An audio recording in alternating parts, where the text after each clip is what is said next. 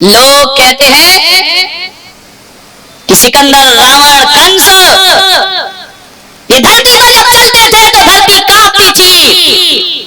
रावण चलता था तो धरती थर थर कांप जाया करती थी। अरे नादानो, ये मेरे देश की धरती है, इन आताताइयों से कांपती नहीं है, ध्यान रखना है। अरे असुरों से ये धरती कभी नहीं कांपी है। अरे ये धरती कांपती नहीं थी, बल्कि मूर्खों पर हंसती थी कि कर ले बेटा जितनी उछल कूद करना है, जब तक ये सांसों का पुतला चल रहा है ना, जब तक ये धौकनी चल रही है, उछल ले और कूद ले। मेरे हंस, माटी के पुतले, एक दिन तुझे इसी माटी में समा। ये धरती हंसती थी, 1 लाख पूत 1.25 लाख नाती, तारा वण अगर दिया ना, कौन आएगा इस धरती मानने वाले? सोचना है आपको। धरती मुस्कुराती है, मजाक करती है कि हमसे अकड़ के चल रहा है और एक दिन मेरी कोख में तुझे समाहित हो जाना है। मौत ने जमाने को क्या समा दिखा डाला, कैसे कैसे रुस्तमों को खाक में मिला डाला। ध्यान रखिए। एक सेठ था, दुकान में बैठा था। अचानक क्या हुआ,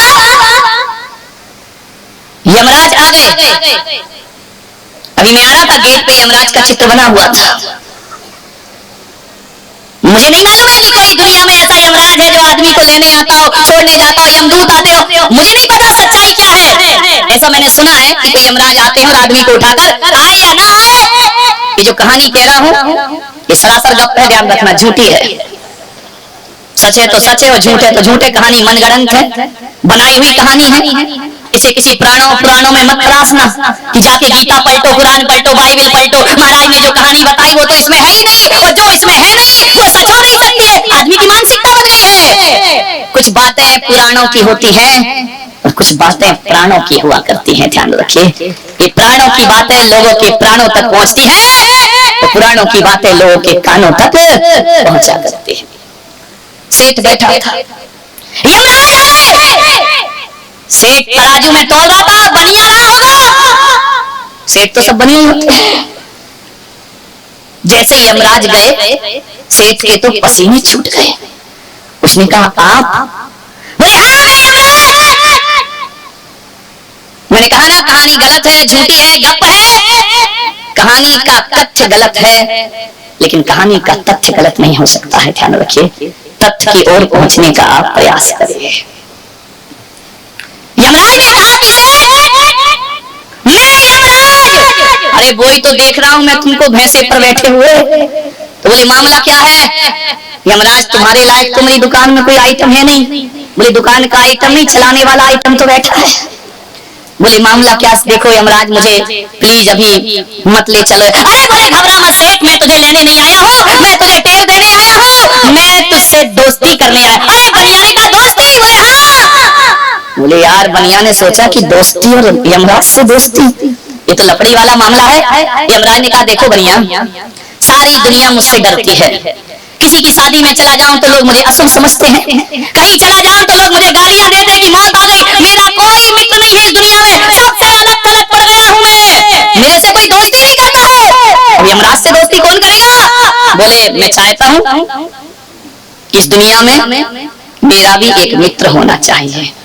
बनिया ने कहा हम ही मिले तुमको, किसी सिंधी की दुकान में चले जाते, मेरे पास आना था तुमको। बोले बोलो यमराज क्या चाहते हो? बोले मैं तुमसे दोस्ती करना चाहता हूँ। बोले पक्का बताओ, झूठ नहीं बोलना। यमराज ने कहा मैं यमराज हूँ, अपने जैसा बेईमान क्यों समझता है? तू बेईमान बनिया, मैं थोड़ी बेईमान, मैं तो दोस्ती करने आया हूँ। तो बोले पक्का? बोले बिल्कुल पक्का। बोले दोस्ती समझो? बोले समझो। यमराज ने कहा मिला हाथ। बनिया ने कहा दूर से, तुमको पकड़ने का मतलब है कि चलो। अरे यमराज बोले यार तू मुझ पर विश्वास कर, मैं तुझे नहीं ले जाऊंगा। तो बनिया ने कहा एक बात बताओ, अब तो तुम और हम दोस्त हो गए। बोले हो गए। बनिया ने कहा बताओ दोस्ती में फायदा? अब बनिया तो बाप बड़ा ना भैया, एक्सपीरियंस बोल रहा है तुम्हारा। देखो यहाँ बैठ के भी सबसे बड़ा रुपया, ध्यान रखिए। बनिया को तो नोट से मतलब है, किसी से कोई लेना देना नहीं है, बनिया को तो पैसा मिलना चाहिए। बनिया ने कहा मित्र, तुमसे दोस्ती करने में फायदा क्या होगा? अरे यमराज ने कहा यार तू पागल है क्या? दोस्ती भी फायदे नुकसान के लिए की जाती, तो दोस्ती कर रहा है कि धंधा कर रहा है? बोले यार दोस्तों को फायदा तो मिलना चाहिए। यमराज ने कहा समझ गया बनिया क्या कहना चाह रहा है। यही कहना चाह रहा है कि जब भी आओ तो पड़ोसी को ले जाना, मुझे लेने का नंबर कभी नहीं आना। यमराज ने कहा बोला बनिया क्या चाहता है? बोले मैं ये चाहता हूँ। बोले बोल सेठ क्या इच्छा है तेरी? बोले तुम तो समझ गए होगे अंतर्यामी हूँ। बोले देखो सेठ, आरजू खुदा से करो बंदे से नहीं, और दोस्ती हमसे करो धंधे से। तुम्हें ले जाना मेरा धंधा है, यदि घोड़ा घास से दोस्ती करेगा तो खाएगा क्या? बोले तुम्हें लेकर के तो मैं जाऊंगा, लेकिन आज नहीं ले जाऊंगा। सेठ ने कहा यार बख्शोगे नहीं? बोले नहीं, ये तो दुनिया की रीत है, बड़े बड़े महापुरुष भी आए तो वो भी काल के गाल में समा जाते। तो बनियान का एक काम करो, तुम लेने आओगे? बोले पक्का। बोले यार तुम्हारी एक सबसे गंदी आदत है, तुम कहीं भी हाथ धमकते हो। किसी की बारात में जा रहे वहीं आ जाओगे, घर में खुशियां हो रही वहीं आ जाओगे, मंदिर जा रहे वहीं आ जाओगे। और कभी कभी तो तुम ऐसा करते हो कि दूसरों को जलाने जाओ और खुद के जलने का नंबर आ जाता। बोले यार थोड़ा सिस्टम सही करो। बोले क्या सिस्टम? बोले तुम मेरे दोस्त हो। बोले दोस्त हो तो बोले यार आने के पहले कोई खबर अबर दे देना मुझे। तो बोले क्या मतलब? बोले यार 6 महीने पहले दे देना। बोले क्यों? बोले शास्त्रों में मैंने पढ़ा है कि अंत भला सो सब भला। मैंने जीवन में धर्म किया नहीं है, अच्छे कर्म किए नहीं है, सदव्यवहार किए नहीं है, मैं अंत समय में सुधार लूंगा। तो मेरा ये जन्म भी ऐसे गया और अगला जन्म भी ऐसे आराम से। अरे यमराज ने कोई बात नहीं, डोंट वरी, ले चलूंगा तुमको, खबर दे दूंगा, लेकिन देख बढ़िया खबर आ जाए तो अलर्ट हो जाना, वरना मैं आ गया तो फिर कुछ सुनने वाला नहीं। बोले ठीक है। तो यमराज ने कहा फिर मैं चलूं। बोले जल्दी किसको? तुम्हारे चक्कर में 10 ग्राहक भाग गए, तुम खड़े हो, लोग देख देख के भाग रहे कि यमराज खड़ा, कौन जाए, अभी ग्रास बना लेंगे, इसलिए जल्दी जाओ। बोले चाय आए पियोगे क्या? अरे यमराज ने कहा मैं चाय कहाँ पीता हूँ, मैं तो जिंदगी पीता हूँ। चाय आए हमारे मृत्यु लोक में तो चलती नहीं है, यमलोक में चाय नहीं चलती है। तो सेठ ने कहा फिर निकल लो तो हमारे और ग्राहक आ जाएं, सब खड़े हुए हैं। तो यमराज ने कहा ठीक है। बोले एक बात याद रखना दोस्त कि खबर जरूर करना। बोले जरूर करूंगा, चिंता मत कर। अब तो सेठ मस्ती में हो गया। उसने कहा पेंशन काहे का, अब तो लाइसेंस बन गया, अब तो मुझे परमिट मिल गया, अब तो खबर आएगी तब जीवन सुधार लूंगा। पहले तो थोड़ा धर्म कर ही लेता था। सेठ ने कहा अब तो ऐशो आराम करो, खाओ पियो मौज मस्ती करो। रात में खाने लगा, आलू खाने लगा, प्याज खाने लगा, मंदिर जाना भूल गया, होटल जाना शुरू। अरे बहुत मौज मस्ती कर लो, नरम नरम गरम गरम तरम तरम सब आने दो, जो देखो जब देखो तब खाए पिए ऐश करे। सुरा सुंदरी का शौकीन हो गया सेठ बुढ़ापे में, जिंदगी बिगाड़ ली। बस यही बात थी उसके मन में कि अंत सुधरा तो, और अब तो अंत सुधरेगा ही सुधरेगा, क्योंकि यमराज आने से पहले एक आध चिट्ठी तो भेजेगा ही भेजेगा। भूल गया, ध्यान रखना, जब जब आदमी मौत को भूलता है जिंदगी के सफर में कदम लड़खड़ा जाते हैं। ध्यान रखिए, जो मौत को याद रखता है कदम संभाल संभाल करके उठते हैं। ध्यान रखना, अभी तुम्हें पता चल जाए कि तुम्हें सांझ ही मरना है तो क्या शराब पी सकते हो तुम? अभी पता चल जाए कि आज तुम्हारी जिंदगी कहां आखिरी दिन है तो क्या मांसाहार कर पाओगे तुम? क्या रमणीय बना पाओगे? यदि पता चल जाए कि घंटे भर बाद मरना है तो मैं कहता हूँ पंडाल में सारे बैठे लोग राम नाम की, अरिहंत नाम की माला लेकर बैठ जाएंगे और सोचेंगे कि जीवन भर का प्रायश्चित कर लिया जाए, जो अपराध किए हैं वो खत्म कर लिए जाए, उन्हें धो लिया जाए, जिनसे दुश्मनी है दोस्ती कर ली जाए, क्योंकि घंटे भर बाद तो मुझे दुनिया से न खा सकेगा न पी सकेगा आदमी। जो मौत को भुलाते हैं वो अक्सर बहक जाया करते हैं। ध्यान रखें, इसलिए मृत्यु को हमेशा याद रखिए जीवन में। कुछ याद रखो या ना रखो, जीवन के दो परम सत्य है। एक तो वह है जिसने हमें भेजा है, वो परमात्मा जीवन का परम सत्य हुआ करता है, और एक वो है जो हमें जीवन छीनता है, वो मौत जीवन का परम सत्य हुआ करती है।